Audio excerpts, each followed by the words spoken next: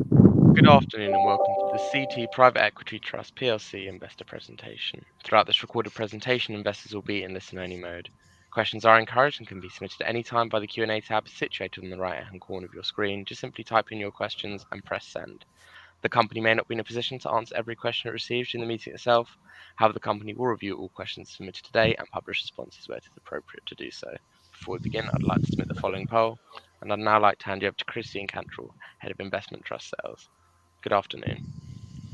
Thanks very much. And yeah, we're delighted to be here. I'm just going to introduce the fund manager who's actually been running CT Private Equity Trust since its launch in 1999. So coming up to 24 years. But I just wanted to remind everyone that in case you're not familiar with it in its new guise, because it used to be run by BMO, so it used to be called BMO Private Equity Trust. So middle of last year, we actually changed the name and we've fully integrated with Columbia Threadneedle. So if you are looking for more information, especially on in the form of a website, you can find it on the Columbia Threadneedle website and just search for Private Equity Trust. So with that, I'll hand over to Hamish, and hopefully you'll all want to ask some questions when he's finished going through his slides, and we can respond to as many of those as possible. Thanks. Thanks, Christine, and good afternoon, ladies and gentlemen. Thanks for joining this meeting, and Happy New Year to you. As we start 2023, this afternoon I'd like to give you an update on the position of CT Private Equity Trust and to give you some hints of what to expect in the future. I have a presentation which covers the most recent results, which were the third quarter results, which came out at the end of November. There hasn't been any change, particularly on the publicly available financial information since then. So I'll be running through that presentation, but also talking generally about the trust. Before I start that, I'll just give you a quick background on CT Private Equity Trust. Now, as Christine just mentioned, we changed our name recently, last year on the 4th of July. We changed to CT Private Equity Trust, which stands for Columbia Threadneedle. Prior to that, we were BMO Private Equity Trust when our management company was BMO Global Asset Management. And prior to that, we were F&C Private Equity Trust when F&C was an independent company before it was acquired by the Bank of Montreal. And prior to that, we were Martin Currie Capital Return Trust. So we're actually on our fourth name, but it is the same team. It's the same people managing the trust. I've been running it since it started back in March 1999.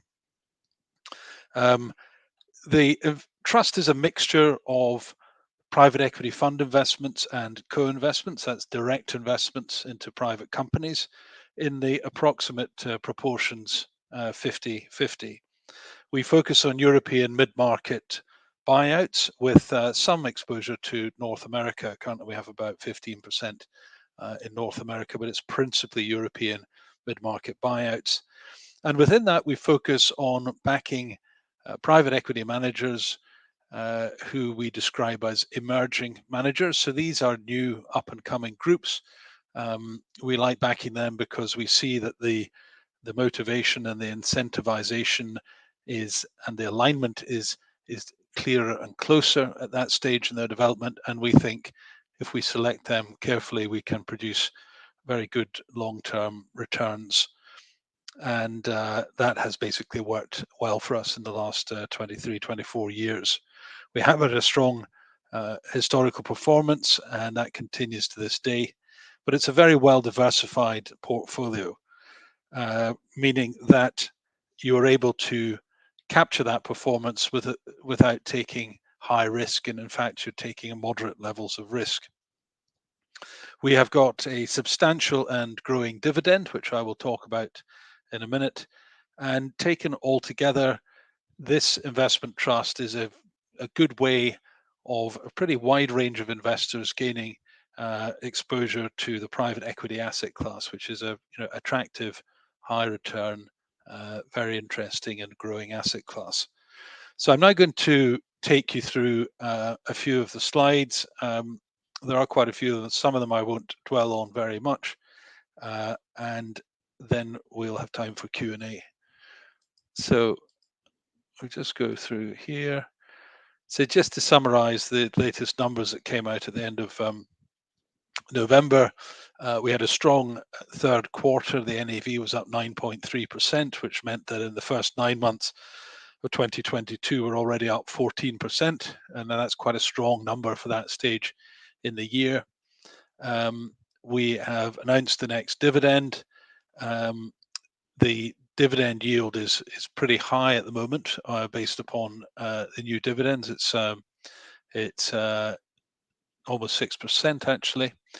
And we also announced just before our numbers came out at the end of November, in fact, that we had sold or agreed to sell one of our large co-investments, which is the Italian funeral homes company San Siro, which has returned 8.9 times money and achieved a 90% IRR. We actually have got the proceeds now. They came in just before the year end. That was a spectacular result. We can talk about that a bit later as well. Co-investments are now standing at just 46.4% of the portfolio. So the aim is to be around 50%. So this will dip a little bit when San Siro drops out of the portfolio, but we'll go back up again. We've had good progress in all the last few quarters. The last 12-month figure for NAV total return is 25%, and that if we look at the progress so far this year, it's probably not going to be as strong as 2021 when we were up 35.8%, but that was spectacular. But I think it's going to be pretty respectable. So if we move on to the next slide, this just summarizes some of the new investments we made in the third quarter of the year. There were 2 new fund positions, 1 secondary, and 3 co-investments, which I will touch on later. The long-term picture is one of pretty steady progress, actually. You can see on this chart here, the NAV is the dark blue, the cumulative dividends, the light blue. And to remind you of the dividend policy, which I mentioned a minute ago, we pay out a dividend every quarter. It's 1% of the average of the last 4 quarters NAV. So at any given point in time, there's only one missing piece of information, which is the next quarter's NAV.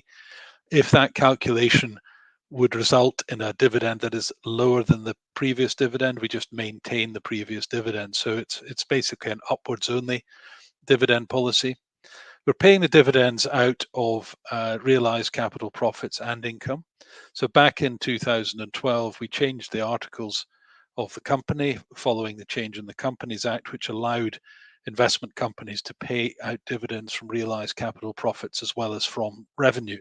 And we were in fact the first investment trust to take advantage of that change in the law. And that has proved to be very attractive to our investors. It allows investors to participate to some extent in the strong flow of realizations and to do so in a predictable fashion.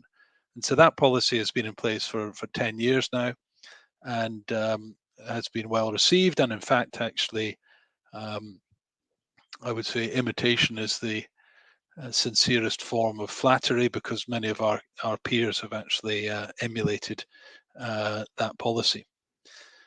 So looking at the share price and NAV total returns over the long term, and what this chart illustrates is that if you are invested in private equity and stay invested in private equity and reinvest your dividends, you get very powerful returns.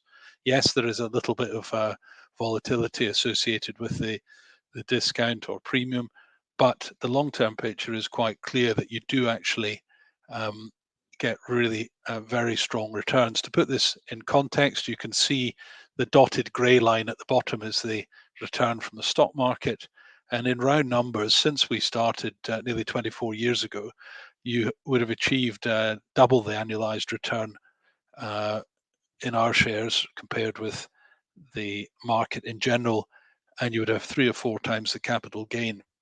So this really underlines the case for investing in private equity and staying invested in private equity. At the moment, as you can see, our discount is quite wide. It's slightly narrower than the 40% here, but it's about 35%, which is historically very wide, and potentially provides an opportunity to those who've got a decent sort of medium-term investment horizon. This is just another way of looking at performance. Obviously, not every single year is hugely strong, but generally we have some good returns more often than not. And it is a long-term asset class, so the long-term returns do compound very successfully. A word about commitments. We clearly make commitments to private equity funds. So we commit to funds, and that money is then drawn down typically over a 5-year time period. And we just have to monitor the size of those commitments in relation to the size of the company. And they are very diverse. They're across a very wide range of funds. So the chances of actually having all those commitments drawn down at once are virtually nil, and the chance of having them drawn down sort of unexpectedly bunched together are also very low. So we basically are not going to run out of money, and the current level of outstanding undrawn commitments at 193 million is well within the historic range and perfectly manageable. Those of you looking at the earlier part of that chart will see that we used to run with much higher commitments, and we did that quite successfully without any adverse consequences in terms of meeting those commitments. But back in the global financial crisis back in 2008-9, the market was uneasy about that, and our share price, along with the rest of our sector, was heavily sold off. As it happened, that provided a stunningly good buying opportunity for those who were able to see through that period. And indeed, we have managed commitments to keep them lower since then. There's plenty of headroom at the moment. We could add quite a bit more without any serious issue there. In terms of the net debt, it was 23.7 million at the end of September, and it will have reduced a bit since then. We've received money in from San Siro. It's basically, we're not very highly geared. We have about 115 million pounds worth of borrowing facility, and we have a steady flow of realization. So we deliberately try to make sure the company is geared, because the returns that we expect to make from investing in private equity are far in excess of the cost of debt, even with the recent increase in interest rates. The platform that we're borrowing against, which is our very well diversified portfolio, is deemed to be secure by lenders, and obviously the investment trust structure is well suited to borrowing, because it's a closed-end structure. Your capital base is not decreasing. So we're well positioned to take advantage of new opportunities. We've got plenty of firepower. We've made a number of new investments during 2022. I'm not going to run through all of them here on this slide, but it does show you that they are diverse in terms of where the funds are focused, the managers of the funds and the co-investments, and the parts of the market that they're capturing, or the industries that they're giving exposure to. And that is deliberate, that we deliberately maintain that diversification. And that has continued on into the third quarter. Just to give a little bit more detail on some of the recent co-investments. I mean, there's quite a lot of information on these slides, but I'll just summarize, and this will give you a feel for the kind of thing that you'd be exposed to through buying our shares. So Leader 96 is a electric bikes company. It's based in Bulgaria, although most of its sales are into Western Europe. I mean, many of you probably know that e-bikes are a strongly growing market. I mean, they're quite common in places like Germany and Holland, but they're far less common in the UK, Spain, and France, which are the main sort of export markets. This deal was found for us by the Rohatyn Group. So this is a specialist in Central and Eastern Europe with whom we've invested on a number of prior occasions, and we've come into this company for a just under 9% stake. So the aim would be to make sort of 4 times our money over the next 5 years, and we are gaining exposure to a rapidly growing market. Next one is completely different. This is Refine. So what Refine does is that it is a provider of good manufacturing practice audits for the pharmaceutical industry. So the pharmaceutical industry is growing very strongly. There's a proliferation of new drugs, and every single company that makes these drugs, whether they are patented medicines or generic, has to have a GMP audit done on its plant. And this company does that, and it also does an audit that can be used by multiple customers. So this started off as a bit of a cottage industry, a sort of small sort of consultancy area, but it is growing rapidly. And these various small consultancies are coming together to form larger companies like Refine. So the industry itself has got very good growth dynamics, and this business itself is growing rapidly. Again, we're hoping to make nearly 4 times the money over the next 4 years or so. This deal is led by Kester Capital, with whom we've invested a number of times over the years, and that would be a classic emerging manager, I would say, a sort of group that we backed when they were, very much new, and they have delivered and they continue to deliver. Then we've got another investment here. It's called 123 Dentist. This is that's a little bit easier to understand. It's a chain of dental practices in Canada. We have a director based in Canada who found this deal for us. Essentially, this deal is about doing what has been done quite successfully in the US, in the UK, and some other markets, which is building out a large chain of these dental practices. So you buy up practices, and they get various synergies in terms of buying power, and all the sort of overheads that are associated with running a dental practice get spread across many more practices, and therefore the profits are stronger. The deal here is led by Peloton Capital. So Peloton Capital is a newish private equity group in Canada that was a spin out from the Ontario Teachers Pension Fund, which is one of the biggest investors in Canada. So we're aiming for about 3 times money here in less than 5 years.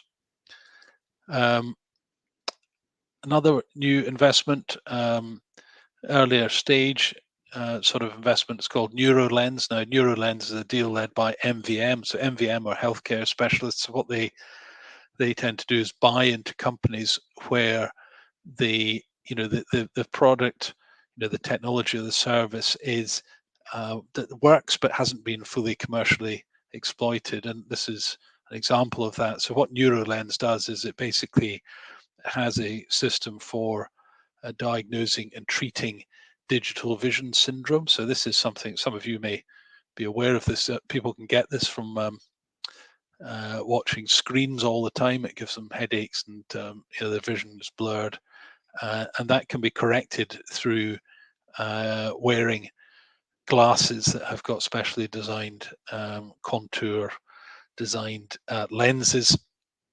They're not very focals, that they are they're different to that, and they have a sort of patented technology for, first of all, diagnosing the syndrome, and also correcting it. And it's very popular with opticians and optometrists starting in the States. So this is really about building that company up. It's a very small stake we've got here, so I mean it's a fairly small company, so we are obviously cautious in how much we're committing at this stage, but we think we can do a good 3 times our money on this over 4 years.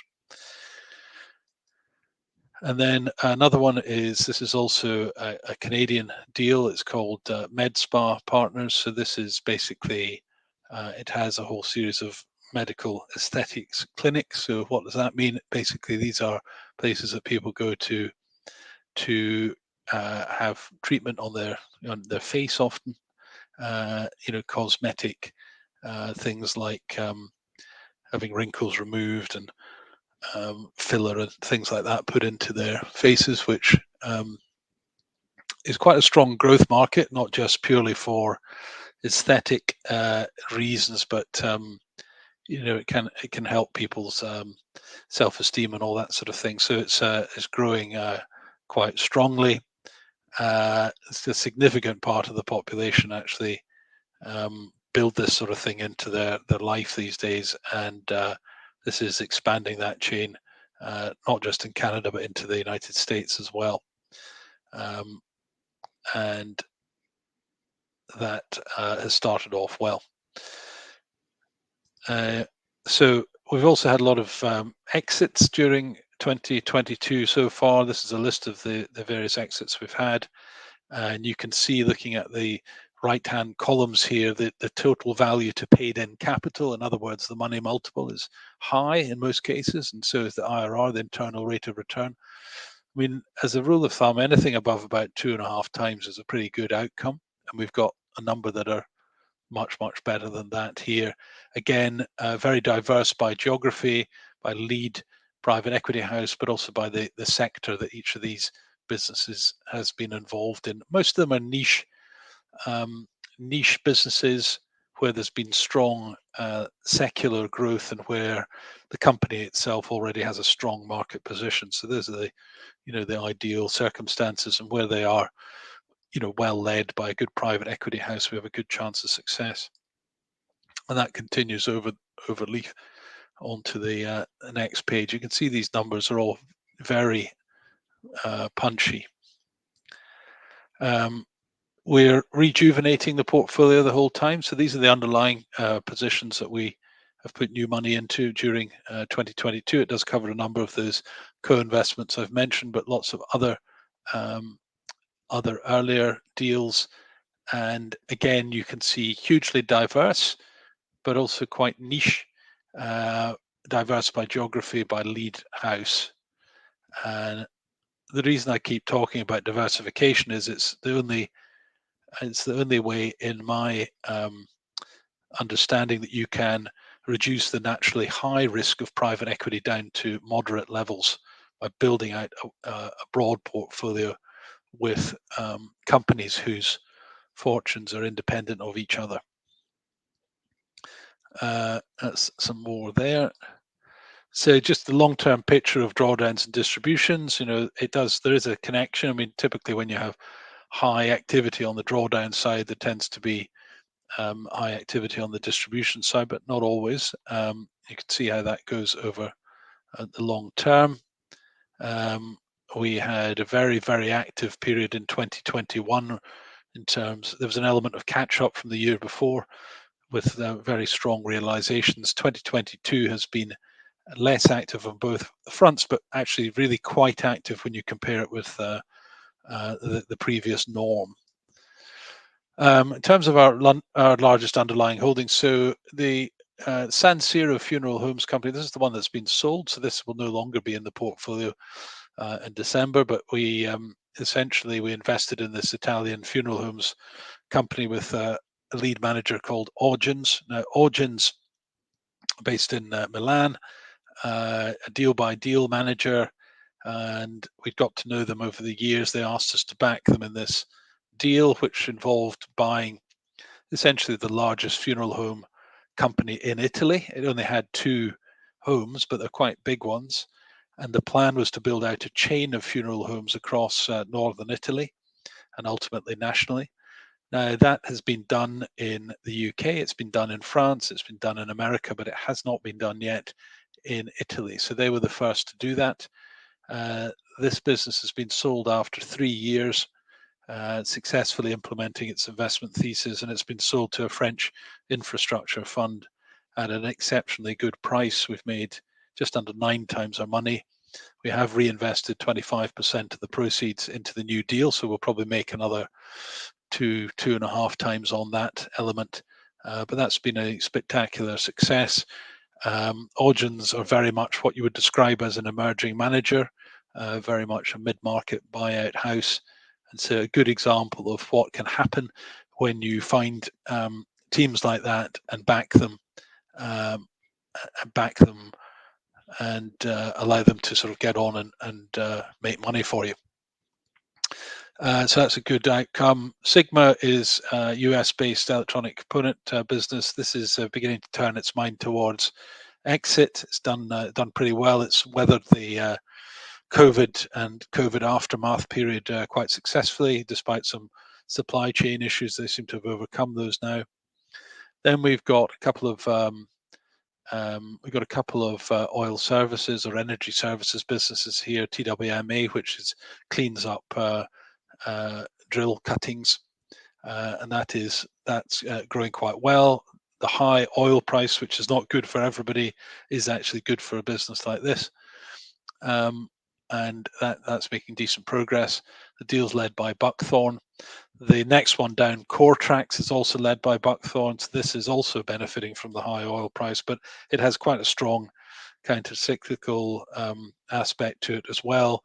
They do wellbore cleanup, abandonment and decommissioning services. So basically, when an oil rig is being brought out of commission, they need their equipment to cap off the wells and make it all safe and environmentally secure. And obviously, there's about 300 production platforms in the North Sea, a number of which will be decommissioned over the next several years, and this will provide strong business for this company. Then we've got Weirdfish. So this is a clothing company. Some of you probably heard of Weirdfish, because I'm sure some of you will be within the demographic that they target, which I think is 35 to 54. I'm actually outside that demographic now, but I still buy some Weirdfish stuff.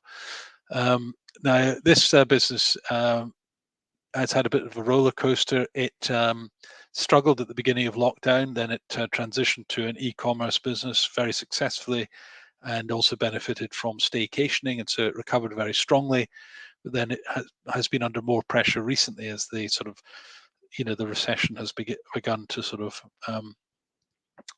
filter in, and we tried to sell it last year, didn't manage to get it sold on time, so we're going to have to hold this for another couple of years, which is fine because the management are very experienced and they're very closely aligned with us, so I think we will be all right in this one. It would have been good to have sold it a few months ago, but sometimes events just make that difficult. We've also got this company Aurora, which is a digital payments company in the States, based in Texas. This is led by Corsair, who are specialists in financial services businesses. So the good thing about this company is that the chief executive has done more or less the same thing in his previous company. So he knows how to run, build up and sell a business like this. So that's a fairly new deal. Then we've got Ashtead, which is oil services, a tool rental business. So what this does is it rents out equipment that's used for monitoring subsea installations. This company is now actually listed. It went on to AIM last year, or was it? Yeah, last year. And most of this has been sold down. Part of it is yet to be sold down, and I think Buckthorn are planning to sell down at some point, and we will get our money back. So far, it's actually been quite successful in terms of the returns. But because it's listed, we don't have any particular insight that others wouldn't have. So it's appropriate that we should come out as soon as the market allows. Then we've got Jollyes, which is the second largest large format pet shop chain in Britain after Pets at Home. This deal is led by Kester Capital, who I mentioned earlier, with the leaders on the Refine deal. This has grown quite nicely, did well throughout COVID, mainly because a large part of the population went and bought a dog if they didn't already have one. And pet shops, as I'm sure many of you will remember, were not actually subject to, they didn't have to close because buying dog food was deemed to be essential. So that business has done quite well. Probably another year or so in it before we sell out. Accuvane is a sort of healthcare business. They have a vein visualization device that basically is used to help clinicians inject into people, find the veins in their arms much more successfully. That's had a slower start than we would have ideally liked, and we've had to put some new money into it, but it is on a growth trajectory and recovered well from COVID. And then you've got Leader 96, which is the electronic bike business I mentioned earlier. So a diverse range of large holdings, but these only account for 26% of the overall portfolio. So there are lots of different things that will drive the performance of the company going forward. In terms of its diversification, which I've mentioned a few times already, it is well split by geography. About 42% is in the UK. So that can occasionally be as high as 50%, but it's 40% is not far off the proportion of the European market that's accounted for by the UK. It is the largest and deepest private equity market in Europe by some margin, and it's obviously our home base, and so you'd always expect there to be a significant exposure there.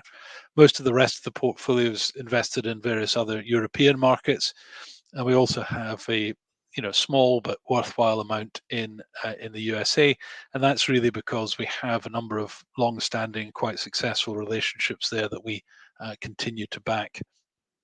In terms of the age of the portfolio, half of it's more than 4 years old, 75% more than 3 years old.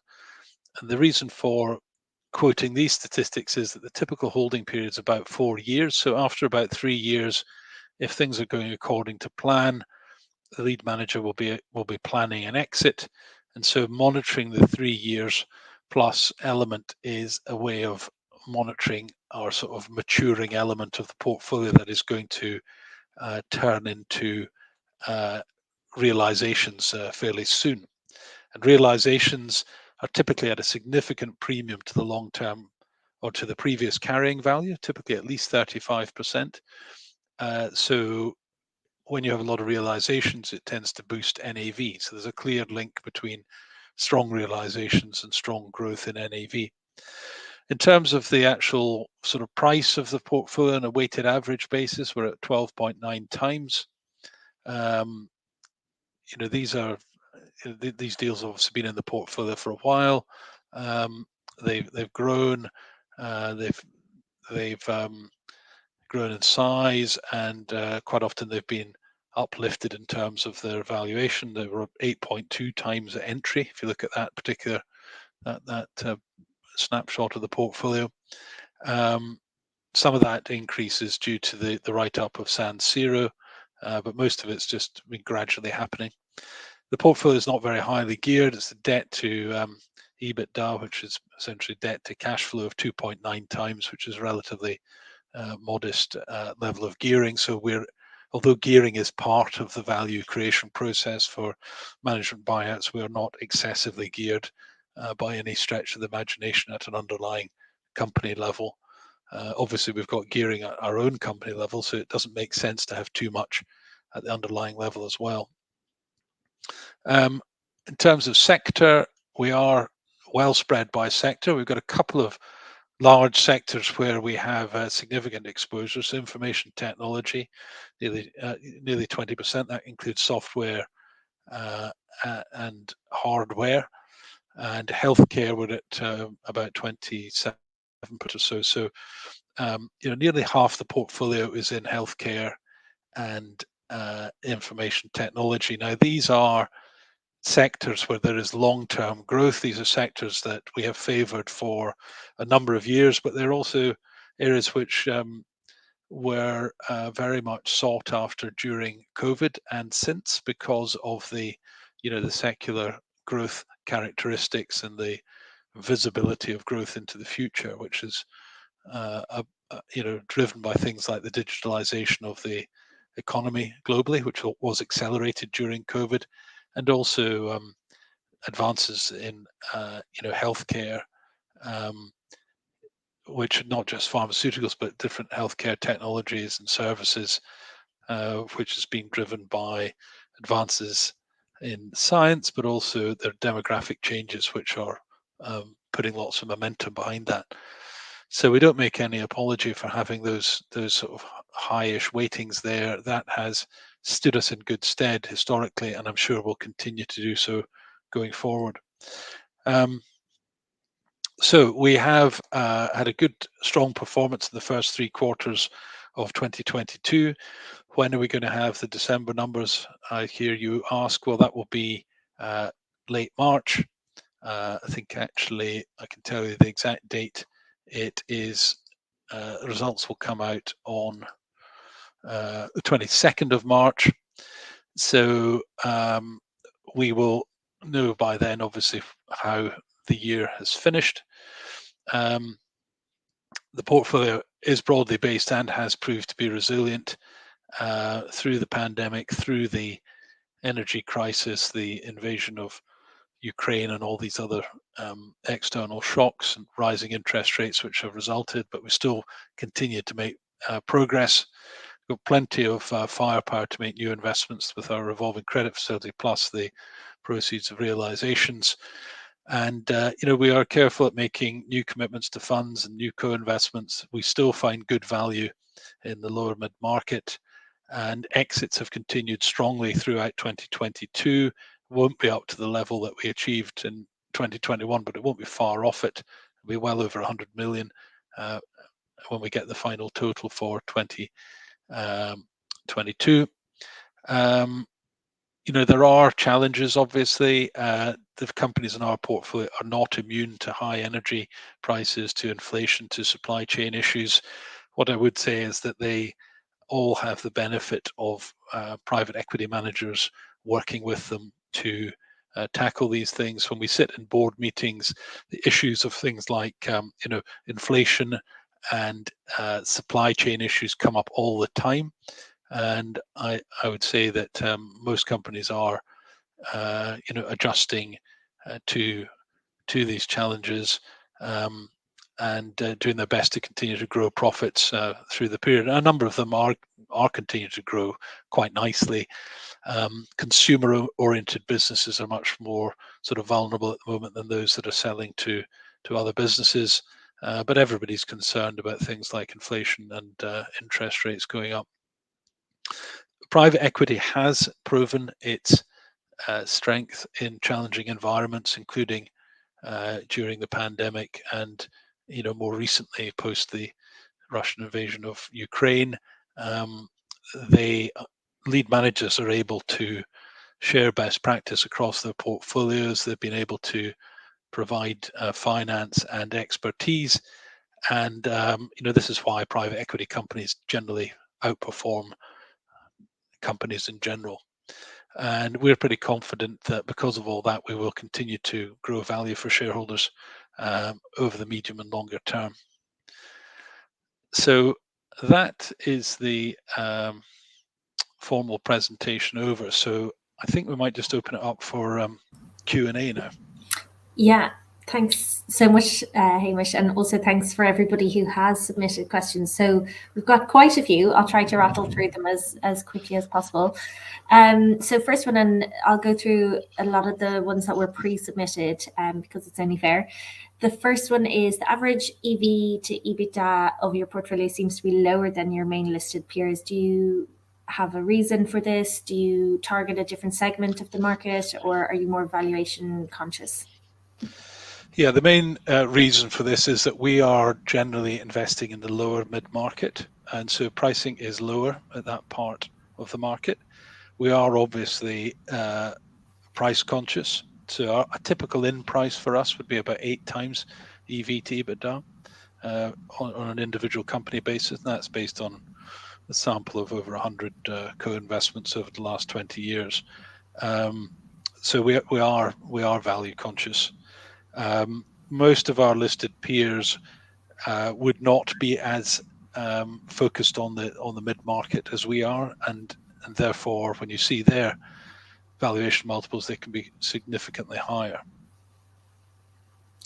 And actually that could lead very nicely onto the next question, but you may have answered most of it already. They're asking, what would you say differentiates you from the other listed peers? So they've listed a few of the ones in your sector, because it's very difficult to judge from the outside.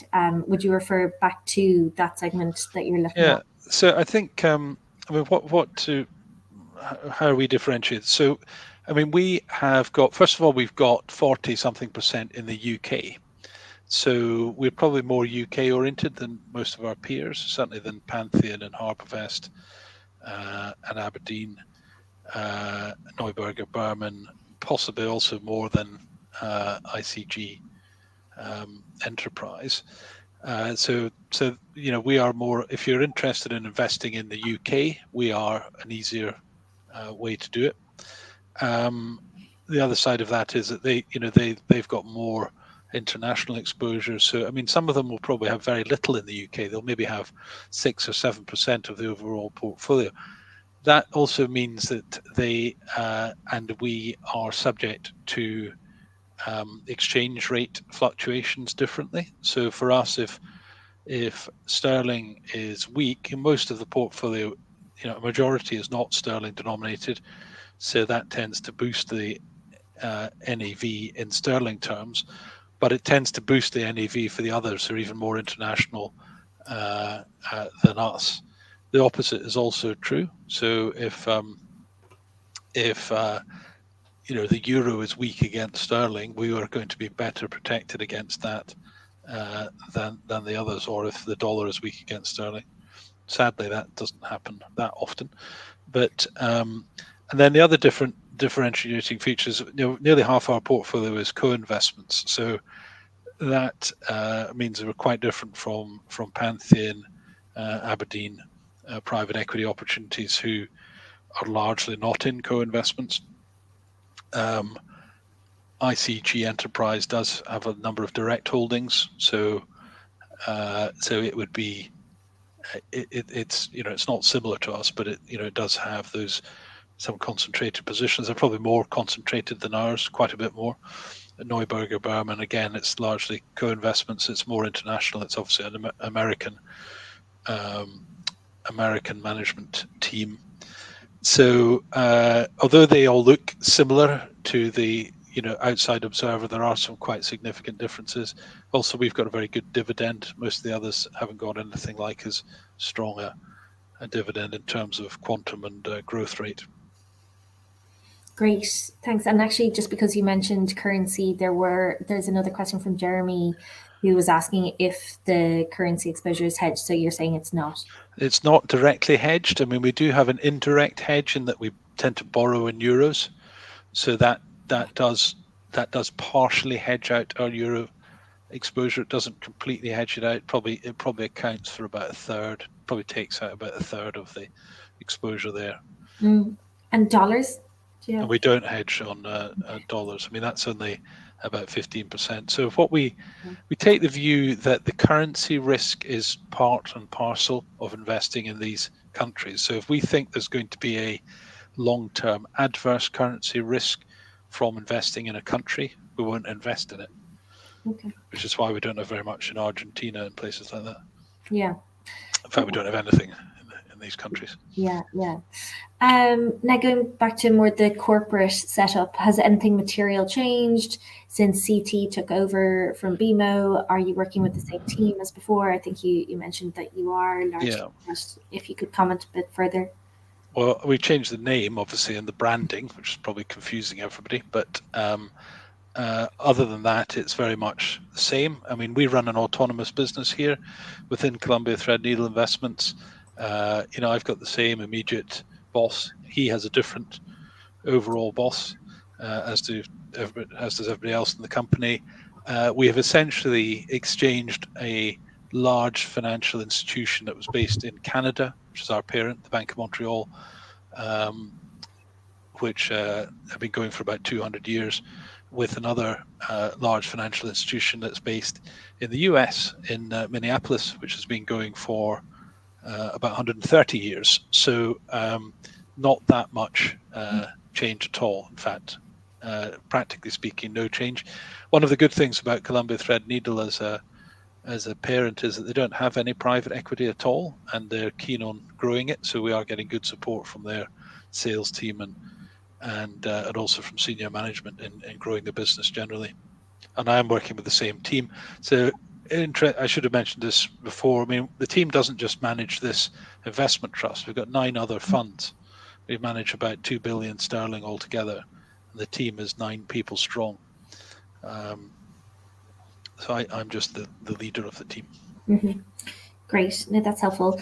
Another pre-submitted question was, what risk metrics would you suggest that a shareholder of this trust should focus on when assessing the fund?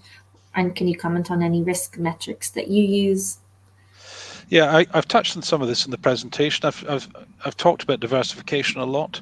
So, private equity, these are illiquid holdings, and some private equity funds are quite concentrated. So they may have a handful of holdings in a fund. So for a listed private equity investment, depending on your risk appetite, you should look at how large the largest holdings are. And if the largest holding is 10 or 20% of the value of the company, then that is quite risky. You could come in one day and suddenly it's all gone badly wrong. Alternatively, you could come in one day and discover that holding has been sold for 2 or 3 times its carrying value, which would be a good thing. But you're likely to get a bit more volatility there. So when we are looking at funds or investments ourselves, we can't look back at the trading performance of a company because they're unquoted companies. They don't have share prices. There's no public price signal historically. So you're looking at the fundamentals of the business, looking at the business plan, what they're trying to achieve, who's trying to achieve it. Is there a match between the ambitions of the company and the capability of management? What's the market position like? What are the threats to the business? It's very sort of business school stuff. A lot of information, financial information, market information. It's what we collectively term due diligence. And the more of that information we have in advance, and we have a lot of it in advance, the lower the risk, and the higher the possibility that they will actually implement the investment thesis successfully. Excuse me. Price obviously is extremely important. Amazingly, if you pay a high price at the outset, it's going to make it a lot harder to make an acceptable rate of return. You'd be surprised how many people would spend a lot of time and energy arguing that that's not necessarily the case. But I can tell you, when you back test it, there is a very strong inverse correlation between the price paid and the return achieved. Excuse me, I think that's probably enough on that one. Yeah, perfect. Now, referring to the co-investments, somebody has asked, does CTPE have to pay fees to the general partner for them? And actually, just tying into that, what is the typical company size that your GPs invest in? Yeah, so in the co-investment, so the answer is that we sometimes will pay fees to the underlying general partner, but these fees will always be at a level that's lower than you would pay if you're in a fund. So it might, a fund might be 2% and a 20% carry. If we're paying fees, it's more like a 1%, 1% fee, 10% carry. Quite often we don't pay fees at all. But when we're deciding whether to go into a co-investment, we won't deal unless we're sure we can do a 25% net IRR. So that's after taking account of all these fees, and that's quite a high. That's quite a high hurdle. Yeah. Typical size of the company, it would be about 100 million enterprise value, give or take. Obviously, that's an average. So, we would go down to businesses that would have an enterprise value of, say, 20 million at the low end. And there will be some that are hundreds of millions, but those would be rare. Okay, that's useful. So what opportunities are there in secondaries? Were you able to pick up some bargains in the recent UK pension fund turmoil? Yeah, so there are opportunities in secondaries, and we do buy positions. We bought a position in something called Kurma Bio Fund recently, which is a French sort of bioscience fund, where there was a chance to buy it at quite a big discount to NAV. So we're always on the lookout for that. We have 2 specialist secondaries funds under our management, so we're very much in the market. We have a high threshold return, so the same as for co-investments. We won't deal unless we're sure we can do a 25% net IRR, and that's higher than most people in the secondaries market. So But despite that, we do actually deal a lot. In terms of the UK pension fund turmoil, the answer is we haven't seen anything that has directly come out of that yet. It is possible there could be something out of that. I know the FT keeps writing articles along the lines that there's going to be a major shakeout and people will be forced to dispose of their private equity fund holdings, all that sort of thing. Well, all I would say is that if you're running a pension fund and you think the solution is to sell out of your illiquid private equity at a discount to NAV and possibly a discount to cost, you're likely to make whatever problems you have got worse, not better. So I would very much phrase that as a last resort for a pension fund. I think they should just hang in there and wait for things to recover. And you should sell these positions from a position of strength rather than through panic. But there are occasionally opportunities where there are decent assets available at a good price, from a motivated seller. And in our secondaries fund, we will basically set a price that will give us a good return. I normally think the price is far too low and that nobody would ever accept that price, but approximately a third of the time they actually accept it. Because they're motivated to get out, and some of these positions will actually end up in this portfolio as well. Oh, that's interesting. Moving on to your investments in funds, since you covered co-investments, what is the valuation methodology if it's different than for individual funds? Is it more of a discounted cash flow valuation model or multiple based approach? Yeah, it's normally multiple based. So each of the funds values their own portfolio. So there's a set of guidelines. It's called the International Private Equity Valuation Guidelines, and there are a number of bases. Discounted cash flow is one of them, but the principal one is earnings based. So it's based on a multiple of earnings and looking across at the equivalent quoted companies and taking that multiple or an adjusted version of that multiple and applying it to the underlying profits of the business. Okay. So if the profits go up, the valuation tends to go up. If the rating goes down, the rating in the stock market goes down, then the value of the company will, the rating, the multiple applied to the private companies will also go down. Okay, that's helpful. Now looking towards the share price, what actions are you taking to reduce the share price discount to the NAV? Are you satisfied that the NAVs quoted by the underlying managers are realistic as well? Yeah, I'll take the second part first. Yes, because you can test that, quite regularly by looking at realizations. So when deals are sold, if they are sold at a premium to the latest carrying value, that will prove that the carrying value was indeed realistic or indeed conservative. Now, generally, the evidence is that the private equity industry values conservatively. I mean, as I said, the long-term premium is about 35%, in some cases a lot more. I mean, for example, when we sold San Siro, it was sold at 3 times the immediately preceding carrying value. So it was sold at 9 times money. We had it in the valuation at 3 times. So, you could argue they're probably over conservative. If you were to have realizations where you were routinely realizing a smaller amount or a lower value than you had in the immediately preceding valuation, then you'd be correct to doubt the conservatism of the valuation. So basically, because we're sitting on a discount to NAV, and the NAV itself is demonstrably low in relation to the realization proceeds, then you've got a double discount there. So I mean, this is the sort of conundrum, and I think it's a great opportunity for investors who think about it. What are we doing to try and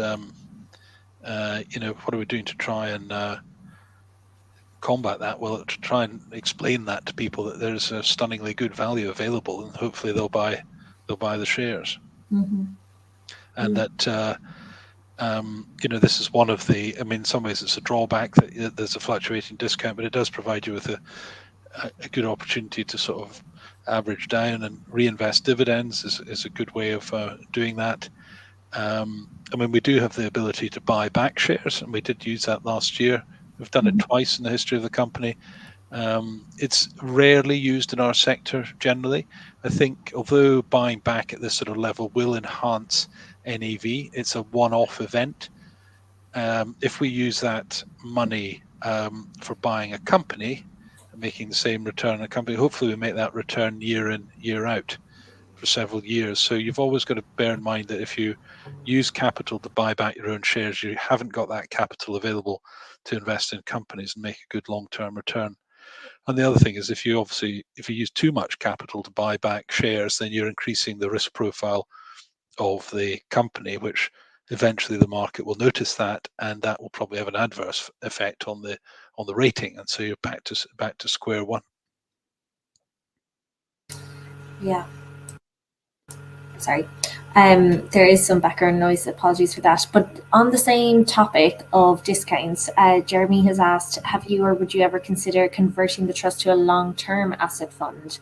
Because this would allow, well, if the FCA allow retail investors into the LTAF, I suppose that hasn't been done yet. So maybe, it's still something you can park for a later date.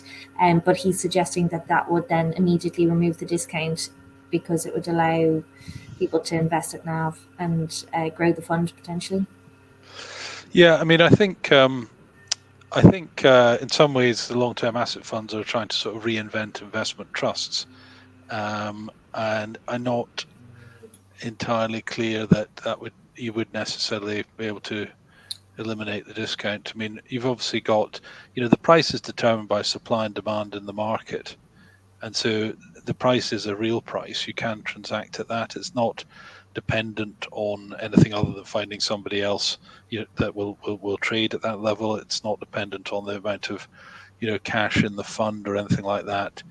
In an ideal, lots of people try to sort of think private equity can be turned into an open-ended asset class. The difficulty there is that the underlying investments are obviously illiquid, and so you just can't have an open-ended vehicle in private equity if it is genuinely fully invested in private equity. So there's a bit of a sort of conundrum there. But I need to look a bit more closely at where we've got to in the long-term asset funds. But it struck me when I read about it originally that it was a classic case of trying to sort of reinvent the wheel. Yeah. And to your point, especially if, from what I've read, it would be a 90-day kind of window when somebody would request a redemption. And that's probably not long enough for the types of assets. Yeah, so we can't just say, oh, let's sell a company or a bit of a company and get the money and know that we'll get the money within 90 days. And by definition, if you were selling in response to redemptions, you'd be a sort of a forced seller, and you don't want to be in that position. The whole thing about private equity is it's a long-term asset class. If your portfolio is properly constructed, you're not obliged to sell out unless you can get a good price. Yeah. Actually, yeah, speaking of cash flows, Lisa has asked, you mentioned that your overcommitment ratio was much higher some years ago and up to 100%. That didn't cause any issue. Would you mind elaborating on this argument? How does it work if you have 100% overcommitment ratio? Do you have to use a lot of leverage if the ratio is much lower now? Do you have a cash drag now? No, we don't have a cash drag because we don't have net cash. So the portfolio is fully invested. The commitment ratio. I'll just go back to the slide actually. So the this bit here, the sort of outstanding undrawn commitments, they were as a percentage of NAV. So there's 100%. So they were at nearly 100%.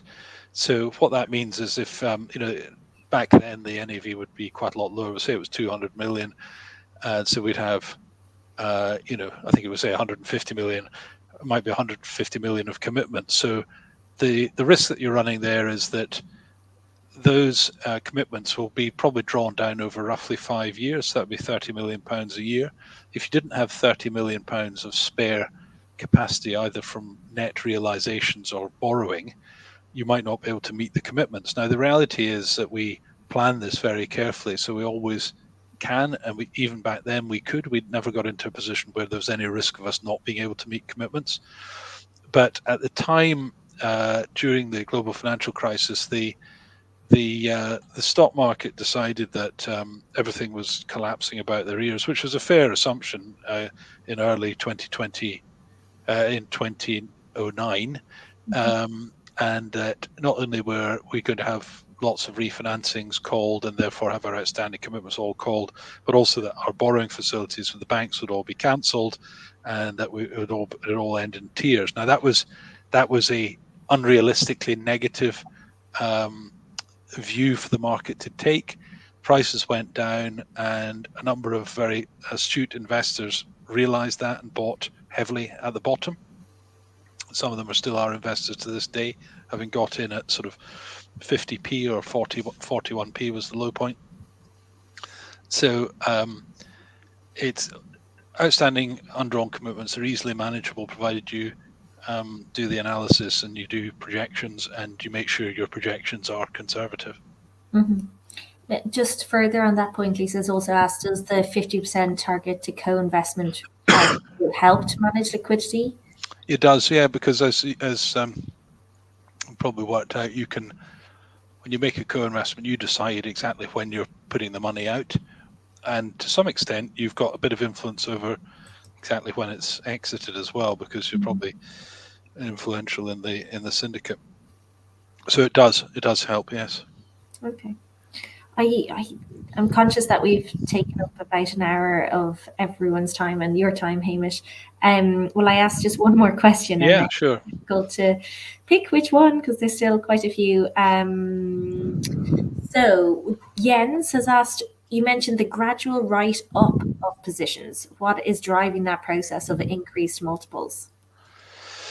Yeah, well, it's generally that the companies, the longer they're in the portfolio, the bigger they get, I suppose. So they probably tend to, they probably tend to be able to, the businesses are broader. They're therefore slightly higher quality businesses. Probably just the re-rating of the stock market in recent years has been a contributory factor. Also, you'll probably find that as we do more information technology and healthcare, they generally tend to be we'd probably go in at higher entry multiples, but they would then tend to move to higher multiples as they grow, and that probably has a magnifying effect. Those are probably the main reasons. I mean, multiples do go down as well as up. They don't go up always. I mean, they went down in the financial crisis. I think at one point, we're down at something like 5 or 6 times. And then they've recovered from that. Yeah, and just kind of one last point, you don't foresee them coming down particularly for the current market? No, I'm not particularly worried about that. Some go down and some go up. That's been the sort of recent trend that we've seen in the last couple of quarters. I mean, it's possible there could be some pressure on multiples. That doesn't necessarily translate into a decline in NAV because profits are growing quite strongly, as I've explained already. So you could get a sort of plateauing effect rather than a decline. But you've also got to offset that, or rather, that can often be offset by realizations, which are boosting NAV. Okay. So there's a whole series of inputs into what drives NAV.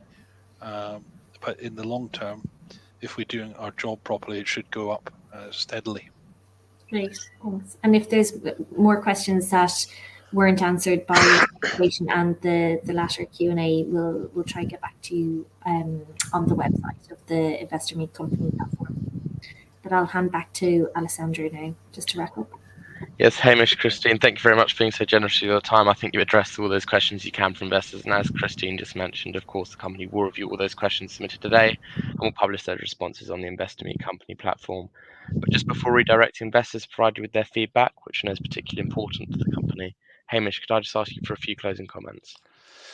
Yes, I'm very grateful to everybody for taking the time to listen to me, and there's lots of really interesting questions. I'm sorry we haven't got through all of them in the time available. I think as we enter 2023, we remain optimistic about the future. We've got a very good portfolio in place led by experienced managers. I think the strengths of private equity have come out in recent years, and the long-term pattern is that those that do well under benign conditions continue to do well under difficult conditions. And so therefore I've got confidence that we will continue to deliver value for shareholders, and I'd like as many of you as possible to become shareholders. So thanks very much for your interest and support, and hopefully we'll have a chance to communicate and speak again in the near future. Thank you. Hamish, thanks once again for updating investors today. Could I please ask investors not to close the session, as you'll now be automatically redirected to provide your feedback in order that the management team can better understand your views and expectations. This will only take a few minutes to complete, but I'm sure will be greatly valued by the company. On behalf of the management team of CT Private Equity Trust PLC, I'd like to thank you for attending today's presentation, and good afternoon to you all.